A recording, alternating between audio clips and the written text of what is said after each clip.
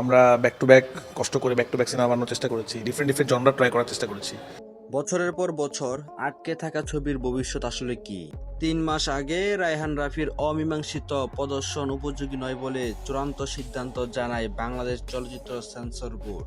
লিখিত চিঠিতে জানানো হয়, ছাড়পত্র না দেওয়ার পিছনে 4টি উল্লেখযোগ্য কারণ।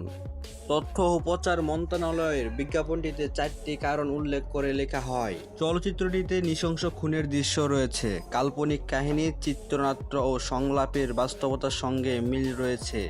এ ধরনের কাহিনী বাস্তবে ঘটেছে, এ থেকে মানুষ ভুল বার্তা নিতে পারে বলে জানিয়েছে উচ্চ আদালত।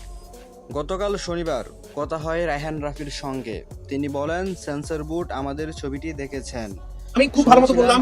আমি কিন্তু যখন কথা বলি তখন খুব বেশি বলি। আমি কিন্তু রাফি জানি না অনেক কষ্ট করে আজকে এখানে আসছি, কেউ আমাকে এখানে বসায়নি।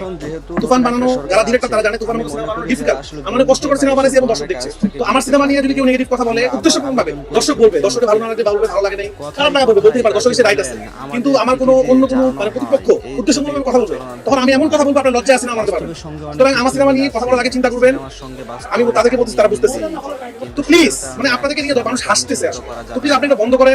তুফান বন্ধ করার অনেক চেষ্টা করছেন শুটিং এর আগে, পারেন নাই। সিনেমা সেন্সর হলো, রিলিজ হলো, এখন সুপার হিট হয়ে যাচ্ছে, কদিন পর ইন্ডাস্ট্রি হিট হয়ে যাবে, কি দরকার? আমাদের যে ভিডিওগুলো থেকে যায় মানুষ তো থামতেছে না। সুতরাং আমার খুব খারাপ লাগে দেখলে। দেখেন আমার মনে সারা কেরকম পাচ্ছে, আপনারা বললে ভালো, আর আপনারা দেখছেন দর্শক বললে ভালো। আমরা তো বলছি আমরা দেখছি, তো আপনারা দেখতেই পাচ্ছেন টিকিট নাই, আজকে টিকিট নাই। প্রথমে বসুন্ধরা